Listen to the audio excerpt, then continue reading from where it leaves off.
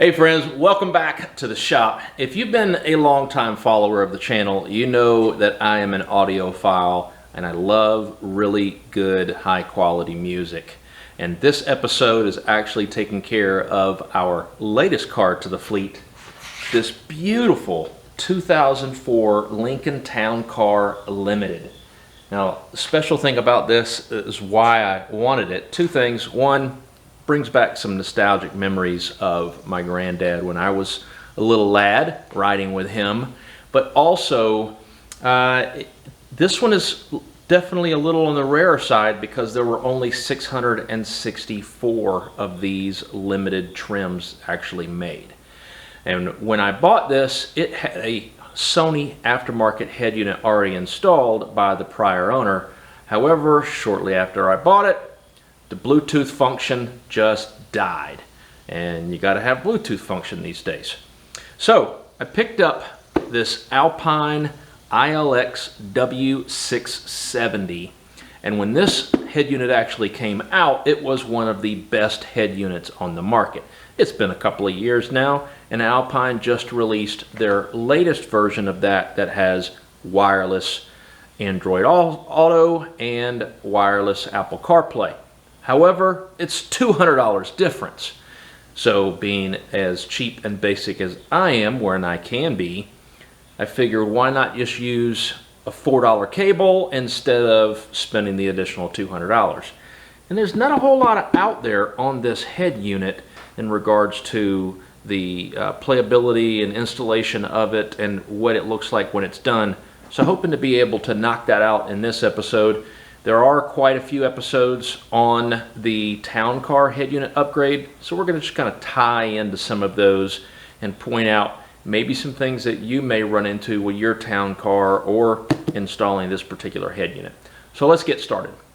Alright, so since we are working with electrical, I do highly recommend that you go ahead and disconnect the electrical terminal on your battery at the very least. This will hopefully avoid you from grounding out or shorting out your brand new radio before you even get a chance to enjoy it. Alright, so here is our current Sony head unit. It's okay. Not one that I would initially choose to begin with, but it was doing its job until the Bluetooth died on me. Now, for the Town Car, Lincoln did a great job of really trying to hide all of the mounting hardware for the dash, and this beautiful wood grain plastic that goes all the way across. See, somebody really messed up and tried to clean this with the wrong chemicals and totally effed it up. And prior owner had no patience when removing this and broke it. At one point, sometime in the future, I'll try to find a whole new piece from some junkyard, but for right now, it's going to have to do. And what we have to do to start with is all the way at the very top, inside the instrument cluster, you have two 7mm bolts that we're going to take out. So we're going to start there, and then the real patience begins. Now, it's always an adventure when you start to take apart a car that was owned by someone else because you really have no idea what lies ahead on this journey. I just now started. I'm already discovering things on what this prior owner failed to do. And one of them is failed to put the damn screws back into the instrument cluster. They're just missing. So nothing is holding this whole plastic piece in outside of the plastic clips that stick into the parts behind it. Okay, alright. Hopefully that is the biggest issue that we run into. Alright, since we do not have any retaining screws holding this front fascia in, what we're going to do next is take our trim removal tool and we're going to slowly pry all the way around across the dash to be able to get this whole piece that goes around the head unit and underneath the gauge bezel out. Quite a sizable piece, Lincoln. I wish you would have broken that up a little bit more.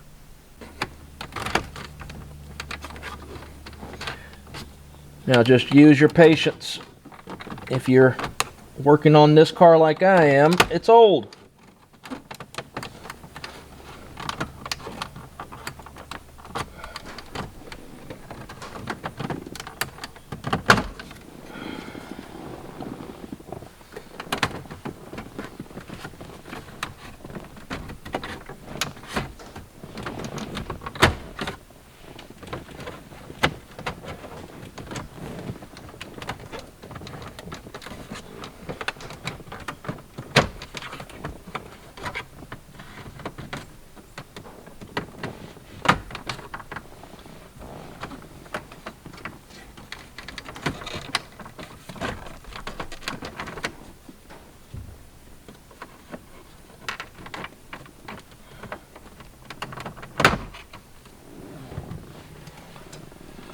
Now from here, you should have some electrical plugs in the back that we're gonna need to unplug. Starting right here, there's a little button right there in the middle of that gray piece. I'm gonna try to squeeze that in.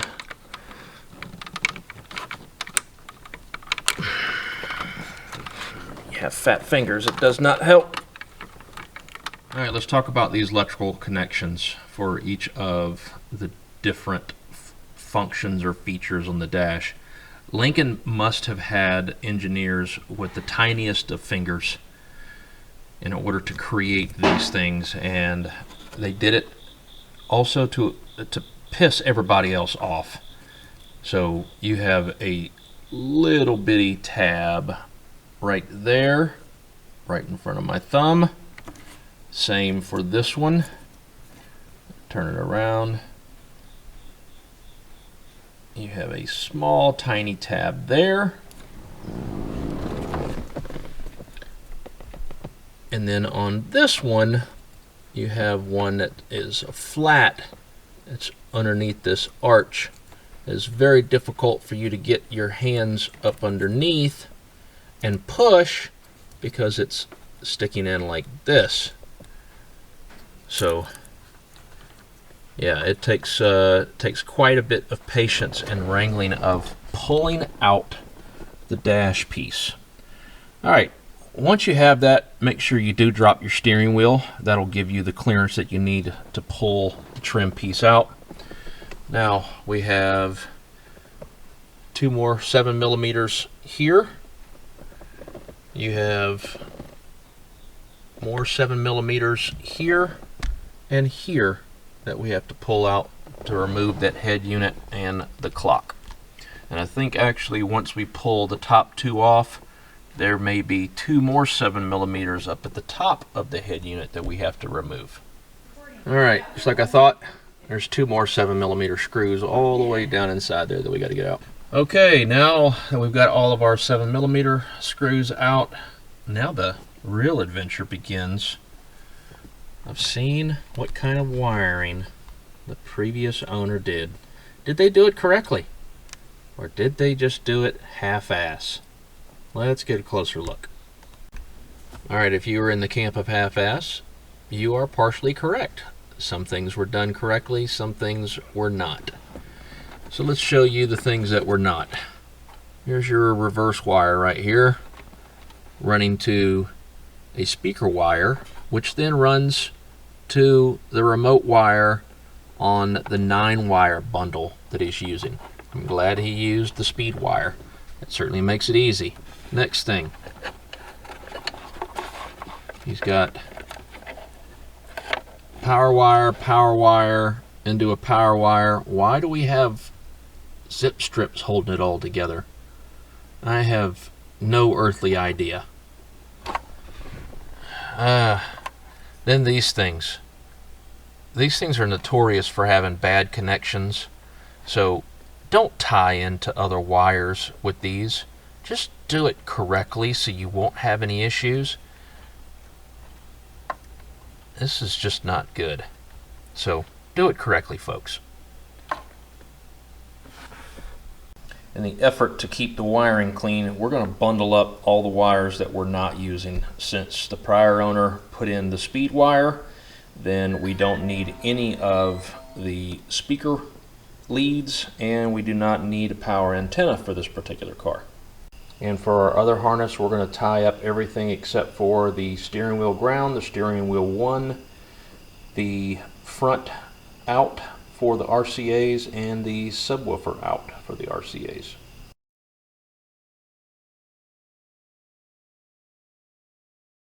Alright, I picked up this parking brake bypass relay from Red Wolf. Now this one is specifically for Alpine because of how the wiring is. And if you're not familiar why you actually need these, it is because the head unit itself may disable particular features or functions while it believes that the vehicle is moving, such as video playback or some navigational features. And if you're wanting your passenger to be able to access and utilize those features, because we do not recommend a driver watching video or doing anything that may distract them from driving, this is what you're going to end up needing. This we picked up from eBay, and like all the other products and parts that we use on our videos, the links and descriptions will be in the description of the video. But here we've got 4 wires. 3 of these we'll actually use. The blue wire is going to go to our remote wire, the blue-white on the head unit. The black will end up going to the ground on the head unit. The yellow is going to go to the yellow-blue wire, which is our parking brake wire. And the green is the one that we're just going to cap off. We don't have an actual need for it because it's for a foot pedal, and we do not have a foot pedal in the car or on the head unit for this to connect to. So just 3 wires. So we're going to go ahead and get that. Basically, we're going to solder this in with the other wires that we're already running. All right, we've got everything hooked up. Let's go ahead and do a test. See if we have power to it. And we do. Looking good.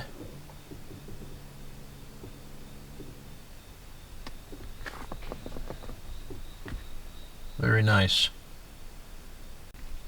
All right, let's go ahead and test audio. I've got a USB hooked in.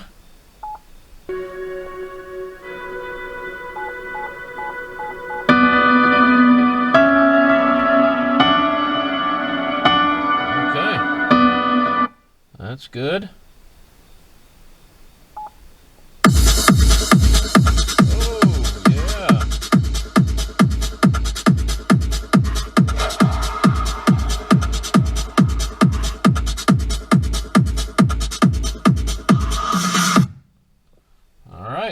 We have audio, but I have noticed that my steering wheel controls are not working, so I've got to investigate that issue now.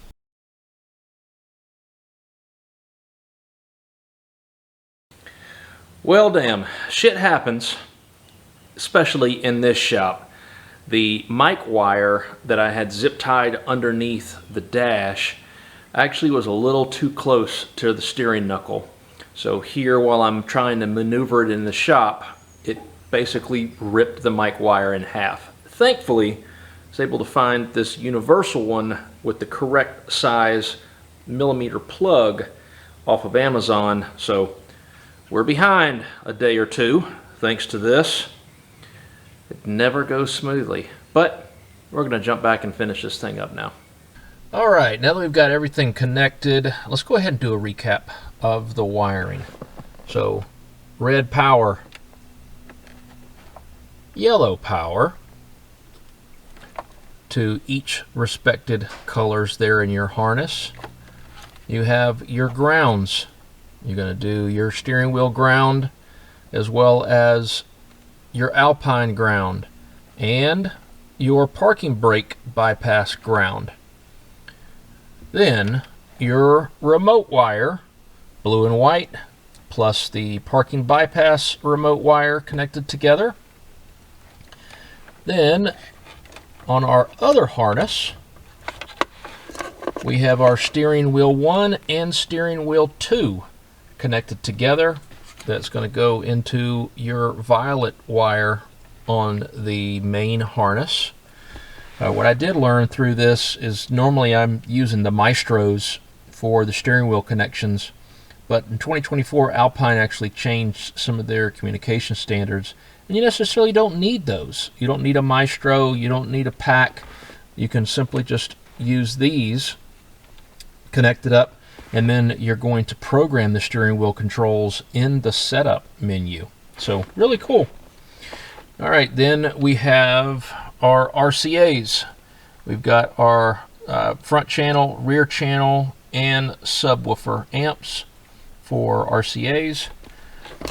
And we're ready to go ahead and hook it up, bolt it all in, clean things up a little bit, and then do some testing. All right, before we bolt everything in, let's make sure it powers up correctly. That's pretty important.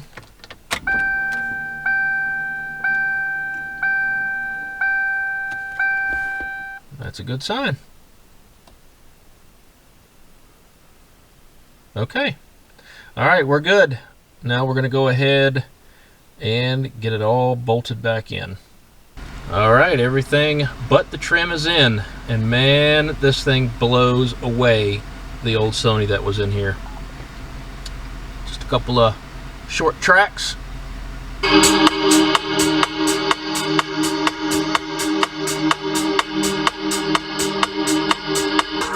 Steering wheel controls.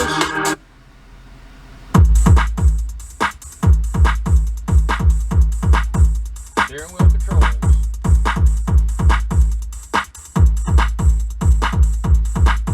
Shout out to my boy Doc Rock.